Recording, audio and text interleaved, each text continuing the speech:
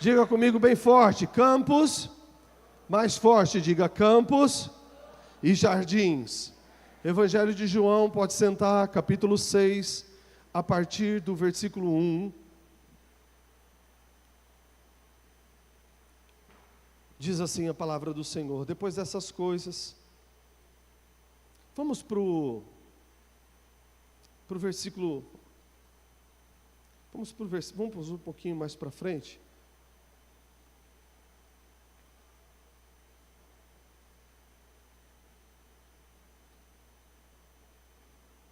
A partir do versículo 9.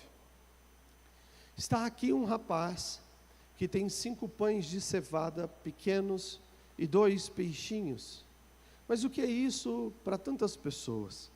Jesus disse: mandai o povo se assentar.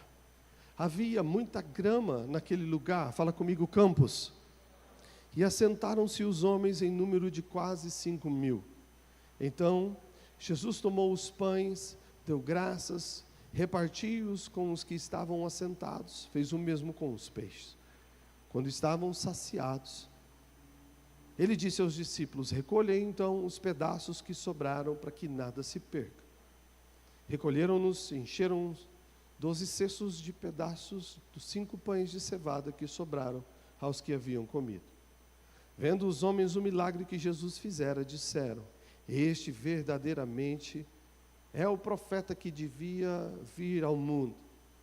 Jesus, sabendo que viriam a fim de proclamar um rei, tornou a revestir-se sozinho, ou retirar-se sozinho para o monte. A partir do versículo 16, nós temos então a viagem que Jesus faz de uma margem à outra do mar da Galileia.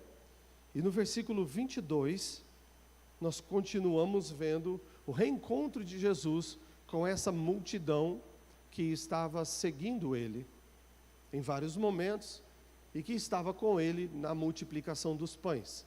Versículo 22, no dia seguinte, a multidão que tinha ficado do outro lado do mar, percebeu que aí havia um único barco, que Jesus não embarcara nele com os discípulos, mas eles tinham partido sozinhos. Outros barcos chegaram de Tiberíades, perto do lugar em que comeram o pão, tendo o Senhor dado graças. E percebendo a multidão que Jesus não estava ali, nem os discípulos, tomaram os barcos e foram para Cafarnaum à procura de Jesus. Encontraram no outro lado do mar, versículo 25. Acompanha comigo no versículo 25. Achando no outro lado do mar, perguntaram-lhe: mestre, quando chegaste aqui? Ele respondeu: em verdade vos digo que vocês estão me buscando, não pelos sinais miraculosos que viram, mas porque comeram pão e vos saciastes ou vos fartastes. Trabalhai não pela comida que perece, mas pela comida que permanece para a vida eterna, a qual o Filho do Homem vos dará, porque Deus, o Pai, o marcou com o seu selo. E eles perguntaram: que faremos para executar as obras de Deus?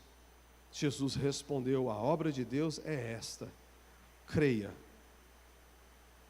A obra de Deus é fé naquele que Ele enviou. Bom, no versículo seguinte, versículo 30, eles perguntaram: que sinal miraculoso, pois, fazes tu para que vejamos e creiamos em ti? Que farás? Os nossos pais comeram pão no deserto, o maná. Como está escrito, Deus deu, ou o profeta deu, a comer pão do céu. E Jesus diz: não foi Moisés quem deu o pão do céu, mas o meu Pai é quem dá o verdadeiro pão do céu. Pois o pão de Deus é aquele que desce e dá vida, desce do céu e dá vida ao mundo. Dá-nos desse pão, Senhor. E Jesus declarou: eu sou este pão. Aquele que vem não terá fome, e quem crê jamais terá sede. Como também eu vos disse, vós me vistes e contudo não credes. Todo aquele que o Pai me dá virá, e o que vem de maneira nenhuma o lançarei fora. Posso ouvir um amém? Diga mais uma vez: campos e jardins.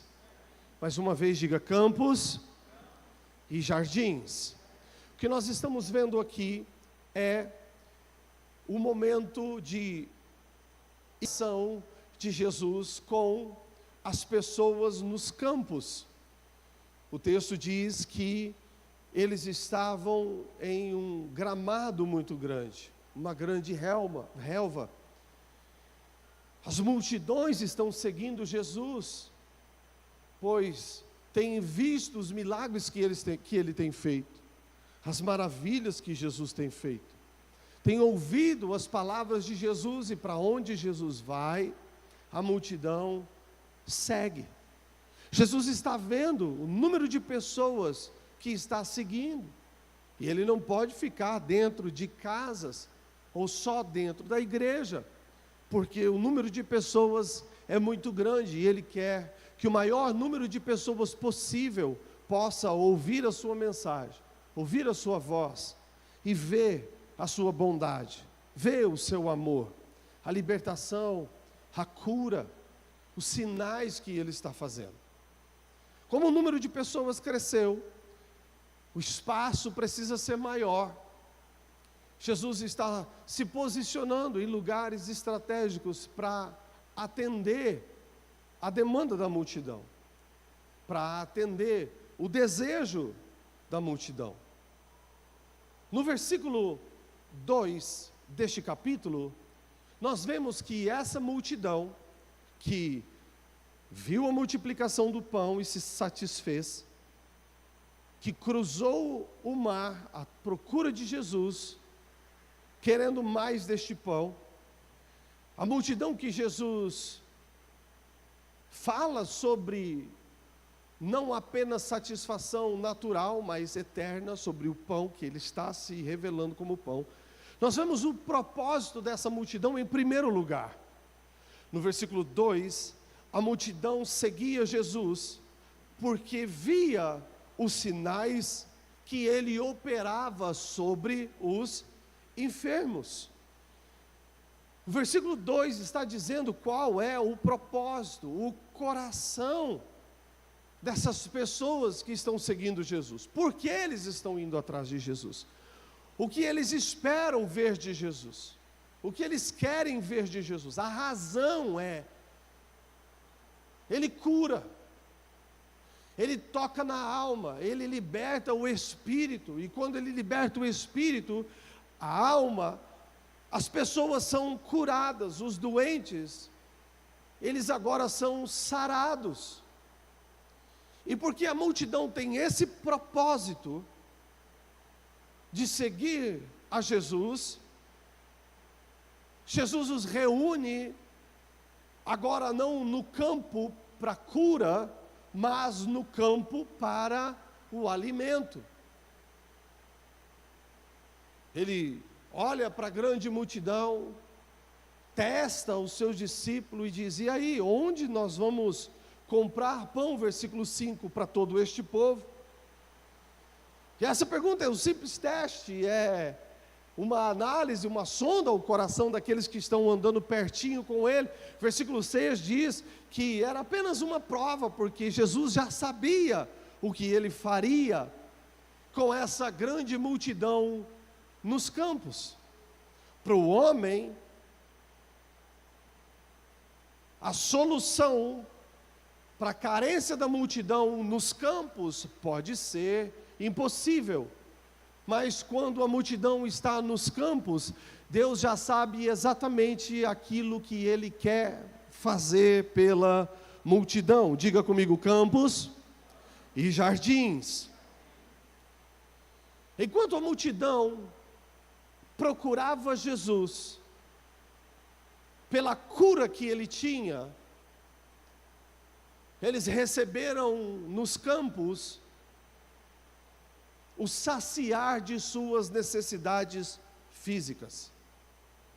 Quando eu sigo a Jesus pela fé, naquilo que eu tenho visto Ele fazer na vida das pessoas, em amor, em cuidado além do natural, enquanto eu estou seguindo Jesus com este coração, eu estou posicionado, eu estou pronto para ver também aquilo que Ele vai fazer por mim. Você está me acompanhando, sim ou não?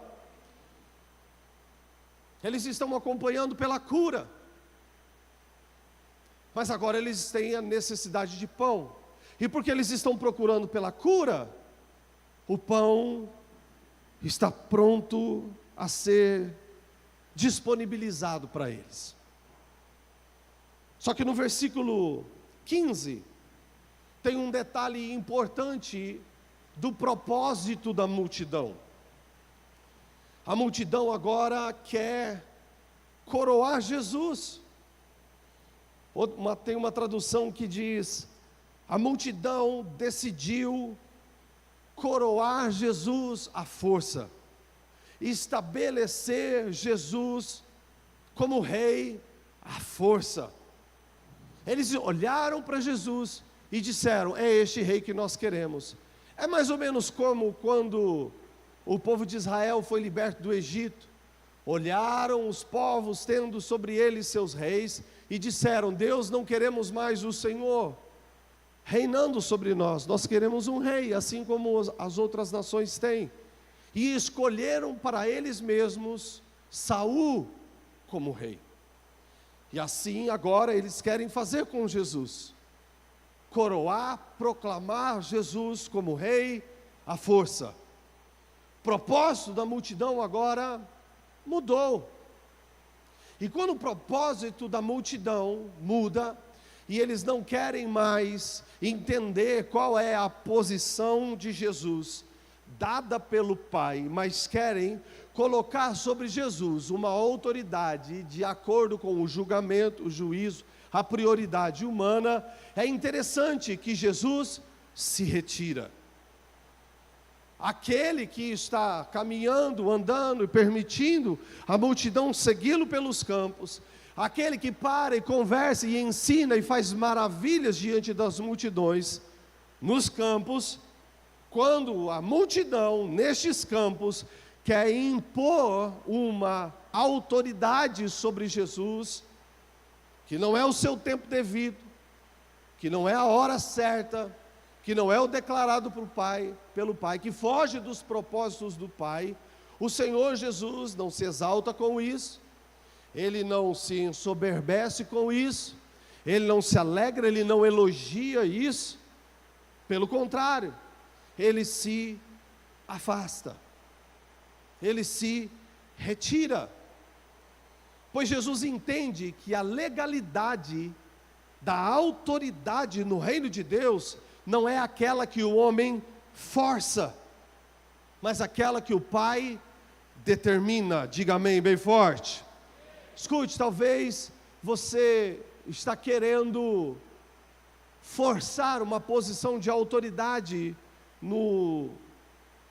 nos campos que você transita, na sua empresa, na sua escola, na sua casa. A autoridade com legalidade no reino dos céus não é aquela que é forçada pelos homens, nem pelos outros, muito menos por mim mesmo. Você está me acompanhando, sim ou não? Não sou eu quem forço, não são os outros que forçam. A autoridade com legalidade no reino dos céus é aquela que é estabelecida pelo Pai, no momento, no tempo que Ele determinou. Posso ouvir um amém bem forte? Quando você está forçando a autoridade com a justificativa de que o reino dos céus, ele trabalha debaixo de autoridades, com essa organização, você está pegando o certo misturando com o errado. E quando você está querendo forçar uma autoridade, você está fazendo Jesus se distanciar de você. Você está fazendo Jesus se distanciar do campo, do território onde você está operando. Então, primeiro eles começam seguindo Jesus com um propósito de coração correto.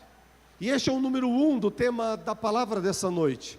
Jesus, ele está nos campos para trazer as pessoas para o jardim.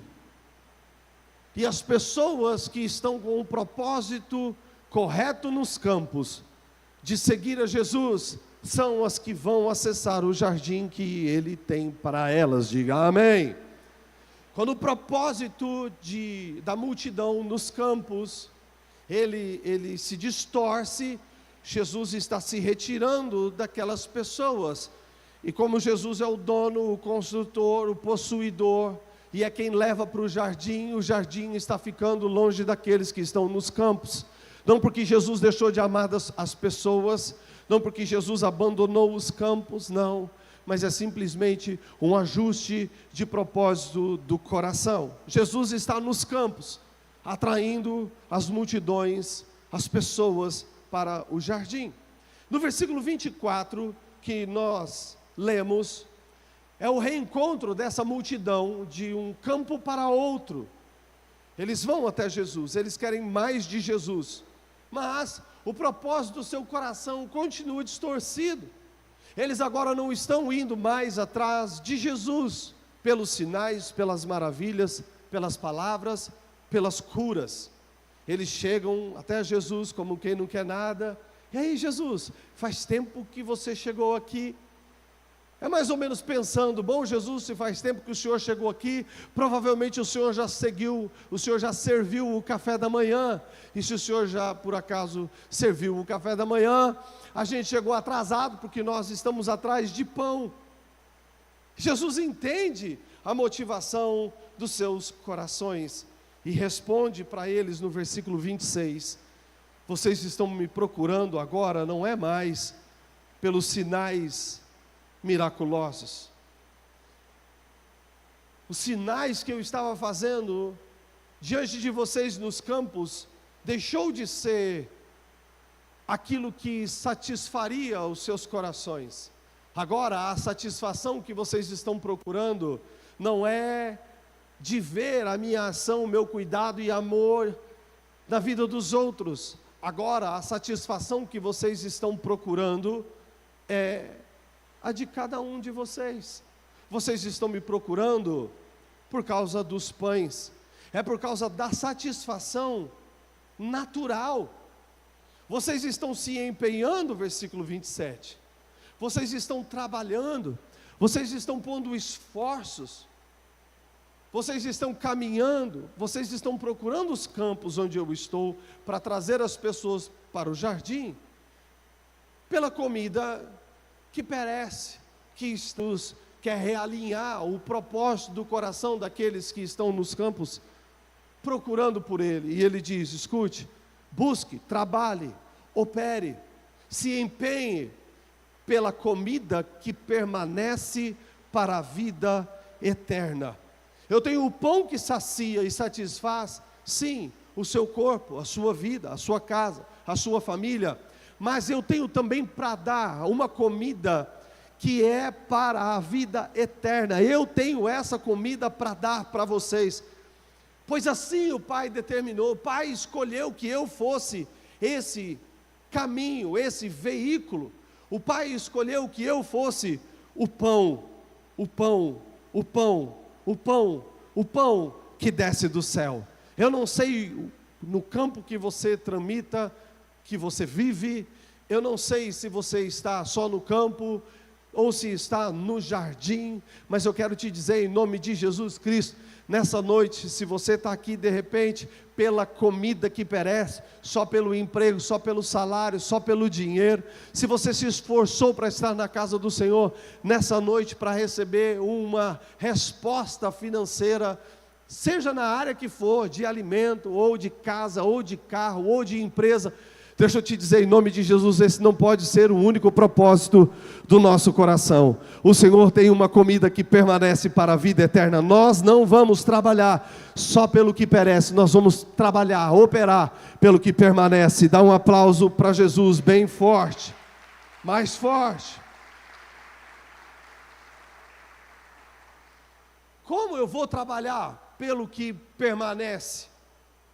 Como, Senhor? Eu sei trabalhar para pagar o boleto, eu sei trabalhar para pagar o carro, eu sei trabalhar para pagar roupa, eu sei trabalhar para pagar comida, eu sei trabalhar para pagar luz, internet, gasolina, eu sei trabalhar por essas coisas, mas como eu vou trabalhar por aquilo que é para sempre, pelo que permanece? E Jesus responde a forma de dedicação para o que permanece, e ele diz, versículo 29, a forma que você trabalha, a forma que você se empenha é essa: empenhe-se pela fé. Escute, a fé é algo que eu preciso me empenhar, a fé é algo que eu preciso me dedicar. Talvez você não esteja satisfeito com o seu nível de fé, e acha que porque você não tem o nível de fé devido para o milagre que você precisa, você está sem esperança. Não, a fé pode ser aumentada, a fé pode ser edificada, a fé pode ser multiplicada. A fé, a Escritura diz, vem pelo ouvir e o ouvir da palavra de Deus. A sua fé, o nível de fé que você tem hoje, você tem por tudo aquilo que você ouviu até agora. Mas, se você continuar ouvindo, a fé continua vindo, e conforme a fé vem, ela está aumentando, e sendo estocada, mais estocada, nós estamos sendo maior preparados, ou melhor preparados, até nós estarmos no nível de fé que precisamos para o milagre que nós necessitamos. Amém? Talvez você já ouviu mensagem de fé, talvez você já ouviu essa mensagem do Evangelho de João, capítulo 6, inúmeras vezes. Escute, guarde o seu coração, para quando você estiver diante da palavra de Deus, dizer, eu já ouvi essa palavra, eu já sei essa palavra, essa palavra já deu na minha vida o que ela tinha que dar. Não, Deus tem mais fé para ser edificada no coração de todo aquele que crê, através da mesma palavra ministrada. Se você já ouviu, ouça de novo. Se você já leu, leia de novo. Se você já cantou, cante de novo. A fé vem pelo ouvir. Não é porque você já ouviu que você não precisa ouvir mais. Você já ouviu, você precisa ouvir de novo, e ouvir de novo, e ouvir de novo, e ouvir de novo. E cada vez que você ouve, Deus tem algo novo para te mostrar, Deus tem algo novo para te orientar, Deus tem algo novo para fazer frutificar através da sua vida. Quantos têm prazer de ouvir a palavra de Deus? Dá um aplauso para Jesus bem forte.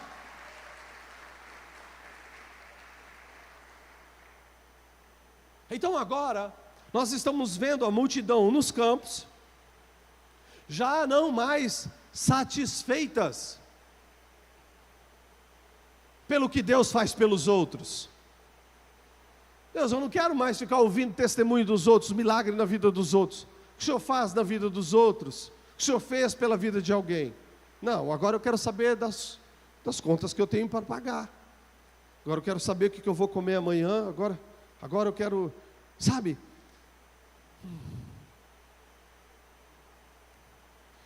Não deixe de olhar para o que Deus está fazendo na vida dos outros.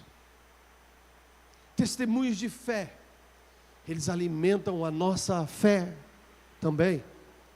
Testemunhos de fé são para nós, devem ser para nós, aquilo que nos traz a convicção de quem está ouvindo a palavra traz resultado e frutos.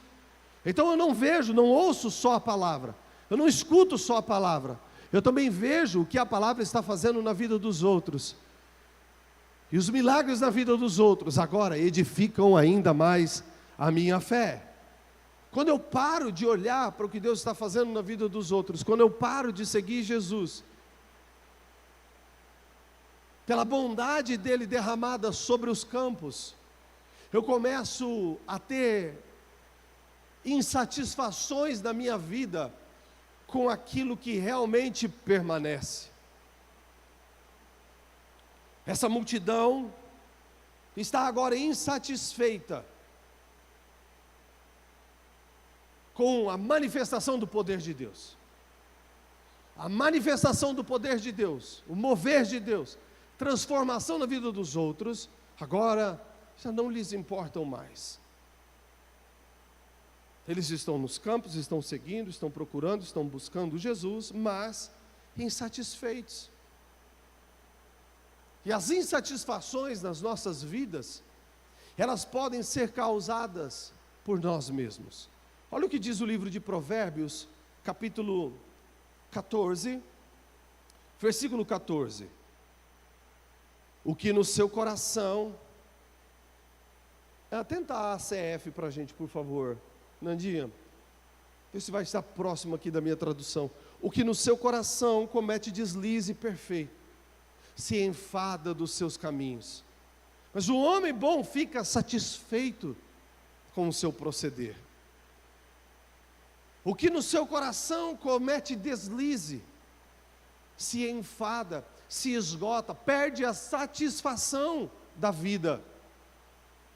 Eu agora não estou buscando Jesus para me satisfazer com o que Ele está fazendo na vida dos outros, e uma hora vai chegar na minha também. Eu agora estou procurando Jesus, mas olha, quer saber? Eu não busco porque estou satisfeito pelo que eu tenho visto Ele fazer. Eu estou enfadado dos caminhos da minha vida. Eu vivo insatisfeito. E a razão da minha insatisfação sou eu mesmo. Eu estou errando no meu coração. Eu tenho andado triste, eu tenho andado infeliz, eu já não estou mais satisfeito de estar nos campos olhando para Jesus e vendo o que Jesus está fazendo. Eu não estou mais satisfeito com as minhas decisões, com os meus pensamentos, com a família, o casamento que eu escolhi, com os filhos que eu tenho. Eu não estou mais, os meus caminhos, sabe, o que eu faço no trabalho, ou o que eu faço quando ninguém está vendo, isso está me enfadando, isso está me cansando. Mas ele diz, uma das formas de você manter a satisfação no seu coração, é você aprender que satisfação para a vida do homem, não vem só daquilo que Deus faz na minha vida, naquilo que Deus faz nos campos, nas vidas dos outros, mas também no território interior, um coração, um espírito que tem conhecido e tido contato com os jardins do Senhor, com a atmosfera do Espírito Santo de Deus. Satisfação na vida de uma pessoa vem por aquilo que está dentro dela. Difícil para nós é reconhecer que nós estamos insatisfeitos, vivemos insatisfeitos por nossa própria causa. Então nós começamos a projetar.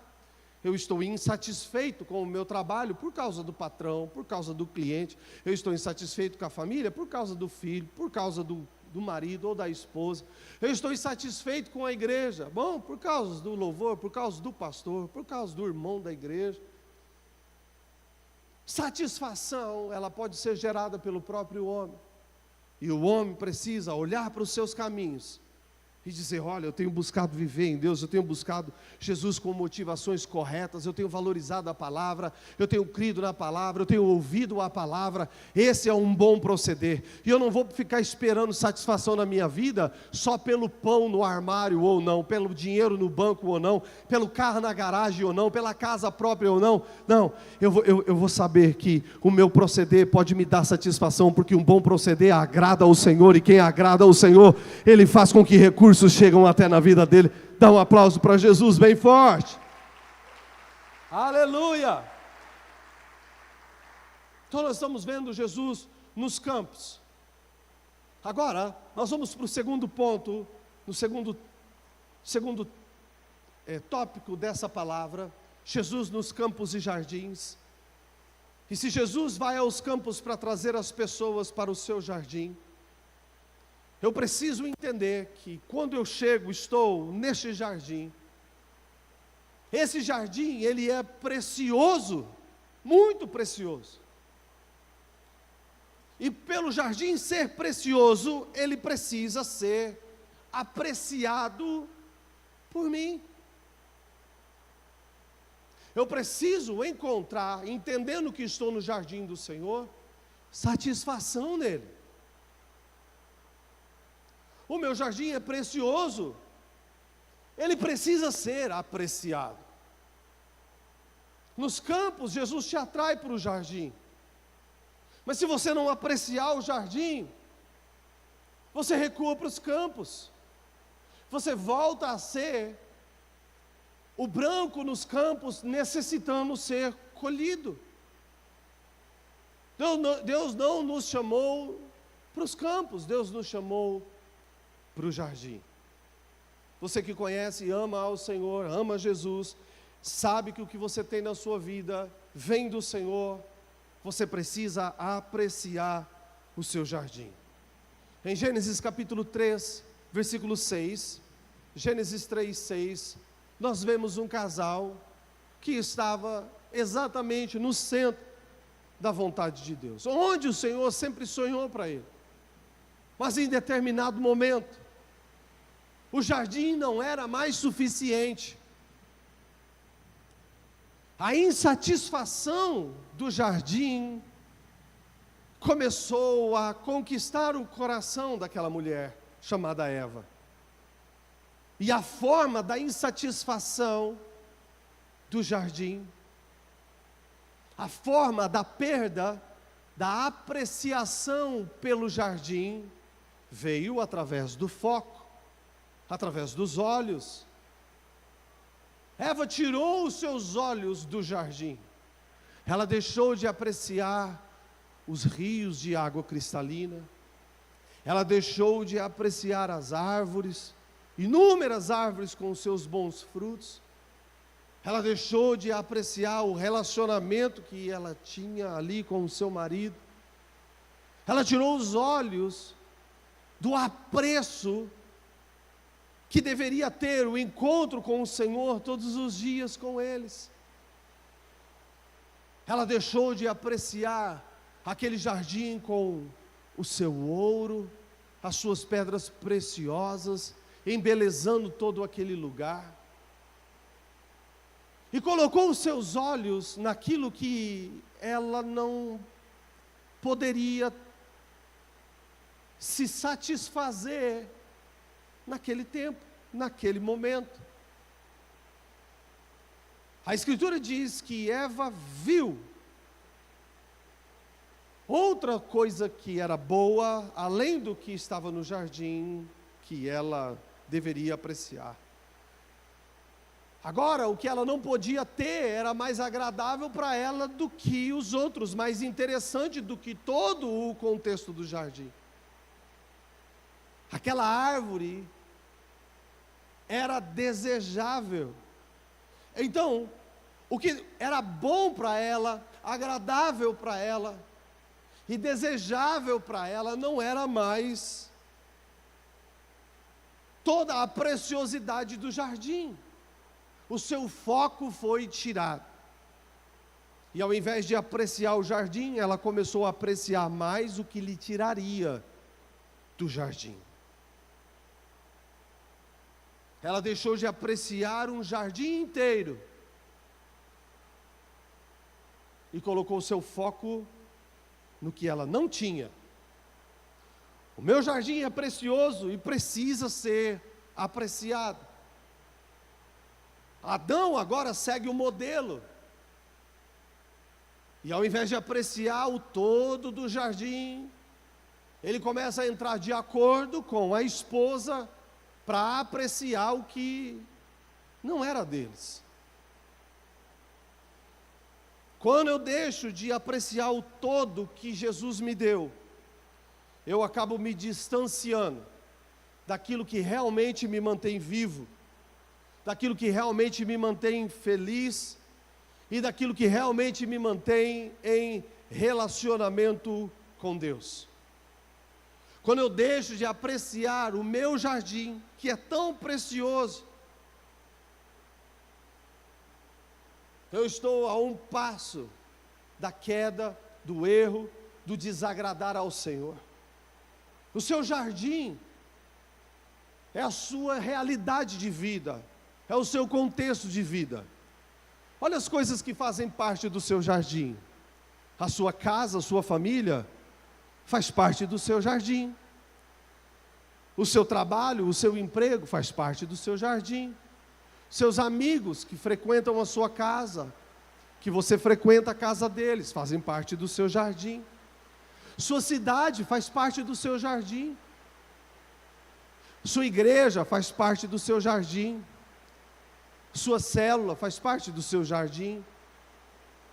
E quando eu deixo de apreciar o meu jardim e começo a colocar os meus olhos naquilo que eu não tenho, eu estou muito próximo de perder o relacionamento com Deus, de perder a minha felicidade e de perder aquilo que realmente me mantém vivo, com a ilusão de que aquilo que eu não tenho é melhor do que aquilo que Deus me deu. Quem está me entendendo, diga misericórdia.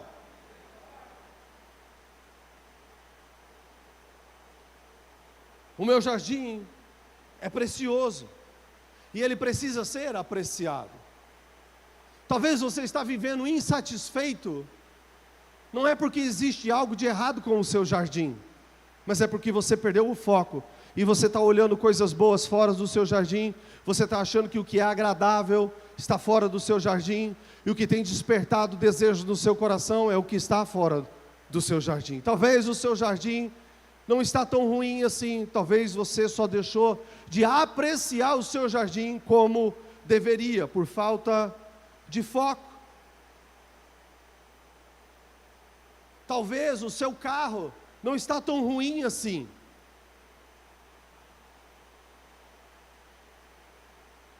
Talvez o seu guarda-roupas não está tão ruim assim.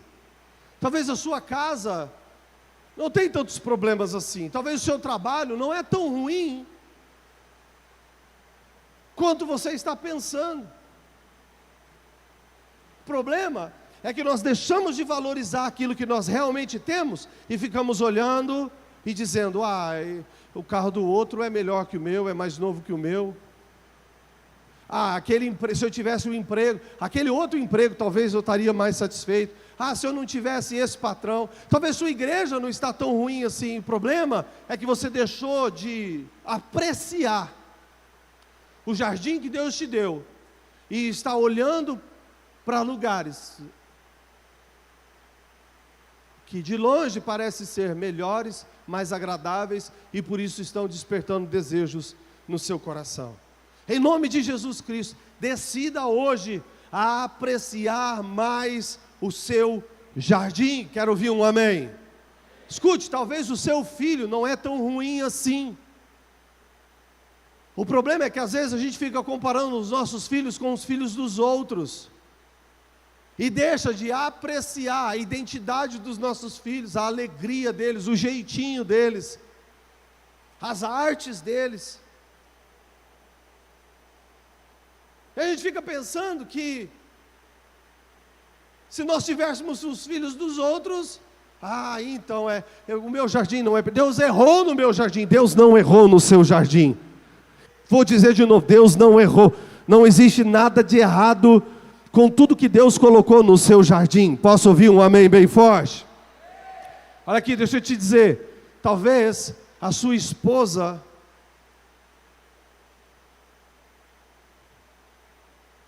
não é tão ruim assim. Talvez o problema de você estar tão insatisfeito com o seu relacionamento não é os defeitos da esposa, mas é que você deixou de apreciar tudo aquilo que ela tem de bom e colocou o seu foco nas poucas coisas que ela tem, que não é defeito, porque as mulheres não têm defeito. Quero ouvir um amém das mulheres. Eita, glória a Deus, aleluia. O problema não são os defeitos, ela não tem defeito. O problema é que a perfeição delas às vezes nos incomoda. Diga aleluia. Então quando eu começo a perder a satisfação pelo meu jardim e começo a colocar o foco naquilo que me desagrada, então o meu jardim começa a perder o valor. E se o meu jardim perdeu o valor, estar no jardim ou estar nos campos já não faz mais diferença. Quem sabe talvez nos campos eu encontre melhor satisfação do que no meu jardim. Talvez o teu marido não é tão ruim assim. Eu não vou, depois desse amém delas, eu não vou deixar você sem marido. Quero ouvir um glória a Deus dos homens aí. Talvez o seu marido não é tão ruim assim.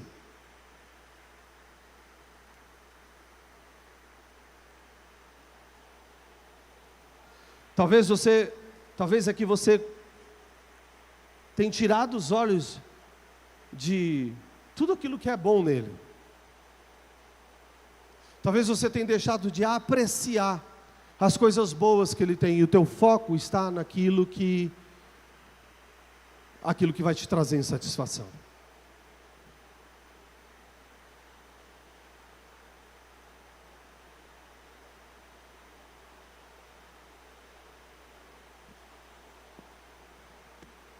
Em nome de Jesus, a partir dessa noite, quero que você volte a apreciar mais o seu jardim.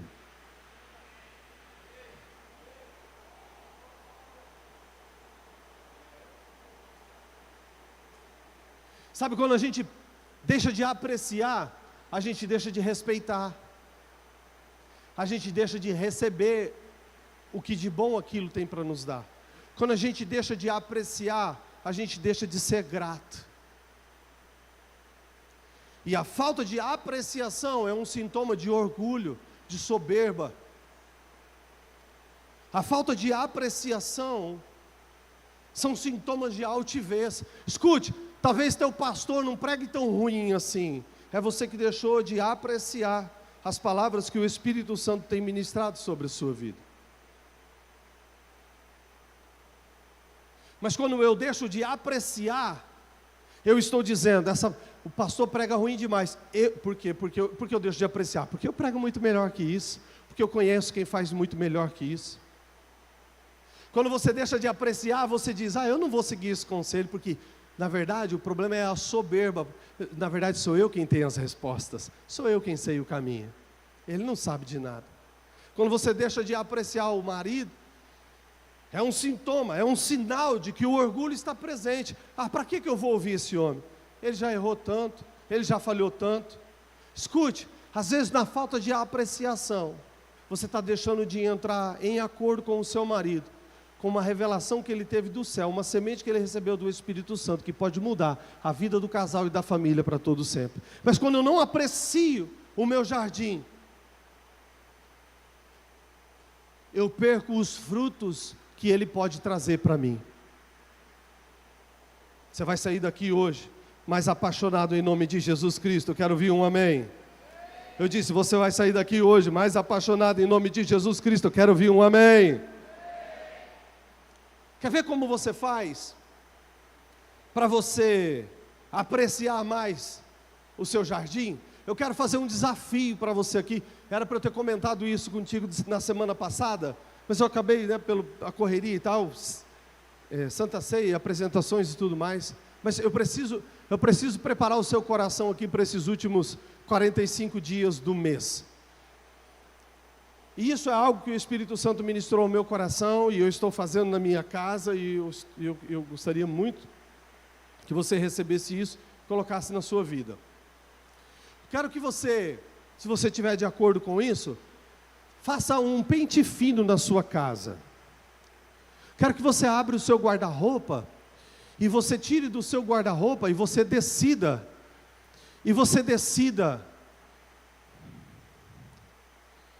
eu não vou exigir muito de você, porque eu não sei qual é o nível de fé que você está nisso que eu vou ministrar aqui, mas se você tem fé para isso, eu quero que você decida doar aquilo que te desagrada no seu guarda-roupa, e você só está mantendo lá porque custou caro. Escuta, aquilo que te faz deixar de apreciar o seu jardim não pode ficar dentro dele. Então você vai abrir o seu guarda-roupa. O problema não é as roupas que você tem, o problema é que você deixou de apreciar tudo aquilo que Deus já te deu. E sabe como você vai voltar a apreciar aquilo que você já tem? Quando você doar aquilo que você está dizendo que não te serve mais, e depois que você doar, em nome de Jesus, eu profetizo que rapidamente já vai te bater um ui, que geralmente a gente volta a apreciar aquilo que a gente tinha depois que a gente perde. É assim ou não é? É assim ou não é? Então você vai olhar para os seus sapatos e você vai dizer assim, bom, eu tenho esses sapatos aqui, qual deles eu não estou usando mais, ou qual deles já não me agrada tanto assim? É minha última opção. Você vai pegar ele e você vai doar.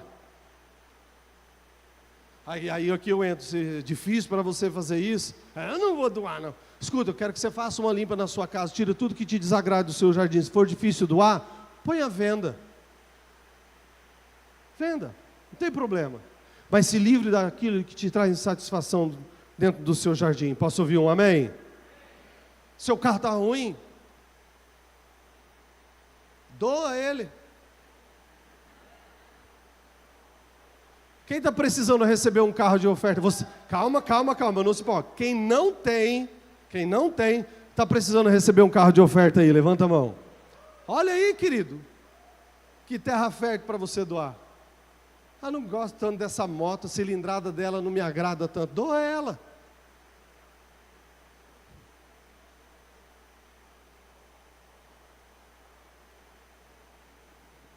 Nós precisamos filtrar a nossa vida e tirar de diante dos nossos olhos tudo aquilo que nos traz insatisfações. Quero ouvir um amém bem forte. Eu lembro de quando eu cheguei em Foz do Iguaçu e tempos em tempos eu falo isso, né? Hoje, pelo encaixe dentro da palavra, eu quero lembrar você que sabe dessa história, mas ouça isso que o Espírito Santo ministrou no nosso coração. Quando nós chegamos em Foz, o endereço da igreja era ali na Castelo Branco, né? Era ali na Castelo Branco, a gente tinha um salão legal, a gente tinha pouco espaço para as crianças, e a igreja estava bem insatisfeita com a estrutura do local em si. E aí eu fui orar ao Senhor, dizendo: Senhor, a tua igreja quer um lugar melhor, a tua igreja quer um lugar, né, mais confortável, um lugar mais caprichado. E o Espírito Santo disse para mim assim, falou: vocês querem sair desse lugar? Eu disse: aleluia, está vindo a resposta, glória a Deus. Sim, Senhor, é exatamente isso que eu estou pedindo. E Deus diz assim: então primeiro, cuide desse lugar que vocês estão. Quando vocês estiverem satisfeitos com eles, eu vou dar um novo lugar para vocês. Escute, às vezes a gente pensa que as nossas murmurações e o nosso derramar de insatisfação vai mover o coração de Deus. E a gente não vê que nós estamos fazendo requerimentos ao Senhor em um território de ingratidão, de tudo aquilo que é bom que Deus nos colocou dentro. Às vezes a gente está olhando para o jardim e dizendo: Deus, não é suficiente, eu não quero mais isso não, me dá um outro jardim, me dá um jardim igual ao da irmã fulana, me dá um jardim igual ao do meu parente lá, ou me dá um jardim igual aquele ímpio lá. Deus está dizendo: escute, você quer o aprimoramento, você quer a melhoria do seu jardim, você quer continuar recebendo do céu, aprenda a valorizar, a apreciar aquilo que eu já te dei. Dá um aplauso bem forte para o Senhor Jesus Cristo. Deus, eu quero que o meu marido seja melhor. Aprecie tudo aquilo que Deus já fez na vida dele. Quero ouvir um glória a Deus. Às vezes você fica reclamando das coisas que o marido ainda não fez, do que ele ainda não recebeu, do que ele ainda não conseguiu corrigir, e você deixa de apreciar quando ele está com o joelho no chão, quando ele está com dor no coração, porque está vendo a família insatisfeita. Você deixa de apreciar a lágrima que ele está derramando diante do Senhor em oração. Você deixa de apreciar as sementes que ele está colocando no altar, porque a insatisfação do que ainda não tem é culpa dele. Escute, em nome de Jesus, Deus te deu um homem de Deus, Deus te deu um homem ungido, Deus te deu um homem que teme a Deus, Deus te deu um marido que move o sobrenatural, que move os anjos. Aprenda a entrar de acordo com o homem que Deus colocou como responsável do seu jardim. Você vai ver que o seu jardim será transformado. Dá um aplauso para Jesus, em nome do Senhor dos Exércitos. Aplaude aí bem forte. Diga: o meu jardim. Mais forte, diga: o meu jardim é precioso e precisa ser preservado. Número 3, diga: o meu jardim é precioso e precisa ser renovado. Eu quero apreciar mais o meu jardim, pastor. Então eu tenho que aceitar tudo como está? Não. Tem alguma coisa que está desagradável, que murchou, que morreu, alguma água parada, que está dando mosquito da dengue, algum ouro, alguma prata, alguma coisa que precisa de uma lustradinha, ele pode ser renovado. Olha o que diz o livro de 2 Coríntios, capítulo 4, a partir do versículo 16. Por isso não desfalecemos, mas ainda que o nosso homem exterior se corrompa, o interior se renova de dia em dia. Eu estou falando de jardim. Você que foi tirado dos campos pelo Senhor, Ele te colocou no seu jardim, e o jardim do Senhor é uma realidade interior. Posso ouvir um amém?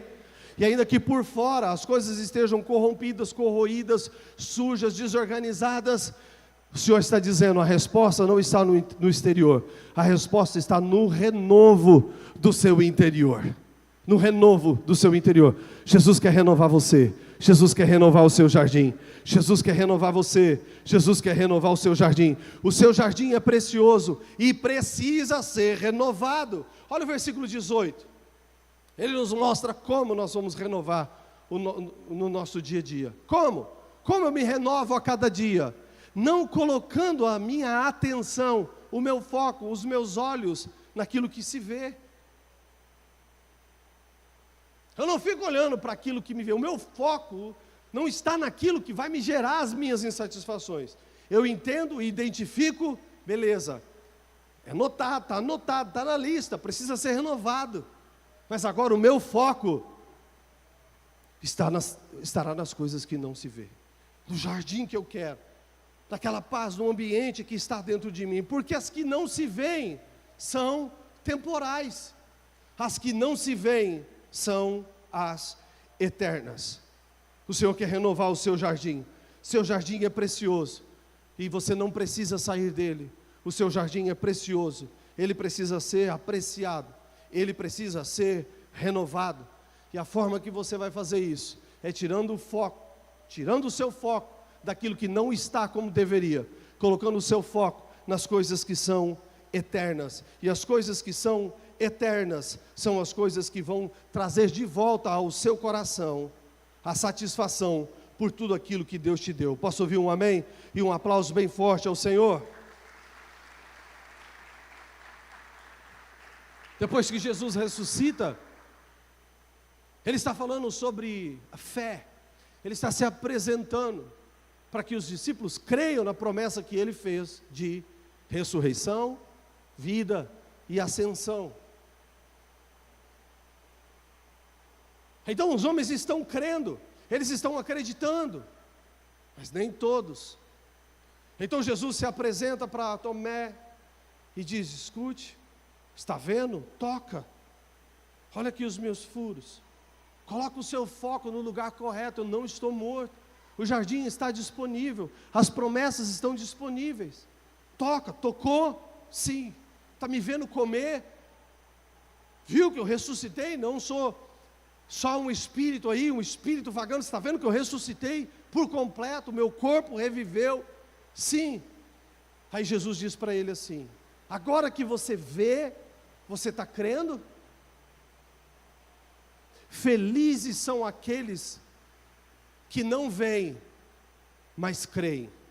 Coloque os seus olhos, opere, trabalhe, se dedique, voltando para a multiplicação dos pães, o encontro das multidões, não pelo que é passageiro, natural, e só está ao alcance dos olhos, mas trabalhe, opere, para edificar a sua fé. Felicidade está para aqueles que creem, e ainda que o seu jardim esteja precisando de ajustes, você não precisa abandonar, você não precisa viver murmurando e reclamando dele.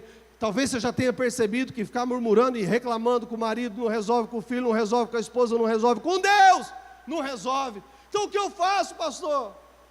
Se esse jardim ainda não está da forma que eu gostaria, não está da forma que Deus gostaria, e eu entendo, bom, o que você faz é colocar os seus olhos nas promessas do Senhor, é colocar os seus olhos, é focar de como o jardim deveria estar, e colocar o seu joelho e clamar e declarar e profetizar e colocar os seus anjos, seus que te acompanham para te ajudar nesse jardim. Posso ouvir um amém bem forte? E acima de tudo, não ficar olhando só para o que lá está com defeito, mas começar a olhar para o que lá está bom e ser grato ao Senhor. Quantos gratos ao Senhor temos aqui nessa noite? Aplaude Ele de todo o seu coração, aí vai. Número 4 e último: o meu jardim é precioso e precisa ser monitorado. Jesus olha para os campos, envia a sua igreja aos campos e diz: olha, está maduro, está pronto, a colheita precisa vir. Tá, Jesus, para onde? Eu quero esse povo no meu jardim. E os que estão no jardim precisam apreciar o jardim. Os que estão no jardim precisam renovar o jardim. Quarto e último: esse jardim é precioso e precisa ser monitorado. Gênesis capítulo 3, versículo 1. Ora, a serpente era mais astuta que todos os animais dos campos. A serpente era mais astuta que todos os animais do campo. A serpente não é animal do seu jardim. Seu jardim não é lugar de aceitar a presença da serpente. Quero um amém bem forte. Qual é a operação da serpente nos campos? É essa aqui, ó.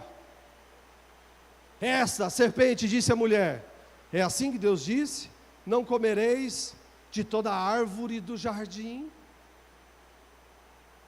A serpente é aquela que traz as insatisfações diante dos nossos olhos. A serpente é aquela pessoa, é aquela voz, é aquele pensamento, é aquele sonho, é aquele programa, é aquele filme, é aquela série, é aquele site, que vem dizer para as pessoas aquela ideia, aquele sofisma, aquele paradigma, é aquela ideologia que tem por trás dela a intenção de gerar no coração do homem e da mulher insatisfações com o jardim. A serpente é a mais astuta dos animais do campo.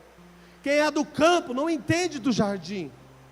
Quem é do campo não entende o valor do jardim. Quem é do campo vive em outro território. Olha para as coisas que estão no jardim e diz: isso daí é desnecessário, para que isso? Quem é do campo entende do campo, e quando entra no jardim, critica o que tem no jardim, quem está no jardim, como quem vive no jardim. Serpente é aquela pessoa que chega para você, que entendeu que a casa de Deus é um jardim do Senhor, onde o seu povo se encontra. Serpente é aquela pessoa que chega para você e diz assim: para que ir tanto na igreja? Para que ir tanto na cela? Para que se dedicar tanto? Serpente é aquela pessoa que chega para você quando você abre o coração a respeito de uma dificuldade no relacionamento e diz para você: para que você está nesse relacionamento ainda? Nossa, se fosse eu já tinha abandonado, já tinha deixado. Ah, você é bobo, ah, você é boba. A serpente é animal do campo. Cuidado se você estiver seguindo Jesus nos campos. Nos campos estão as pessoas que entendem dos campos. Vem, me dá mais ajuda, eu quero ouvir os instrumentos aqui junto comigo também, por favor. Problema de nós seguirmos Jesus nos campos é que nos campos estão quem entende dos campos. Enquanto a gente estiver ali nos campos, os que são influenciados pelos animais dos campos vão ficar fazendo a gente perder o valor do jardim. Enquanto a gente ficar só nos campos, seguindo Jesus, ainda que pelas curas, ou pelo pão, pela satisfação da carne, a gente vai deixar de valorizar, de apreciar, de renovar, de monitorar os jardins que o Senhor tem para nós, porque afinal, Jesus está ali, eu estou seguindo Ele, ainda que de longe, sabe, eu não estou tão crente quanto eu gostaria, eu não estou tão crente como eu deveria, eu não estou tão fervoroso como eu deveria, eu não estou com a fé no fim que deveria, mas Jesus está, eu estou vendo Jesus ali, e enquanto Ele estiver por ali, para mim está bom. Jesus te quer no jardim, Jesus quer você se relacionando com Ele mais intimamente, mais perto, não somente de vez em quando, mas todos os dias. Mas para que Jesus esteja visitando o seu jardim, você precisa habitar nele, você precisa apreciar ele, você precisa cuidar, renovando ele, você precisa monitorar, pois quem vive no jardim não serve a dois senhores. Quero ouvir um amém bem forte. Fica de pé no seu lugar, em nome de Jesus Cristo. Estou no meu jardim, tranquei a porta, Aleluia. abri meu coração. Antes da gente orar, vamos cantar essa canção. Minhas raízes com minhas lágrimas, gotas de adoração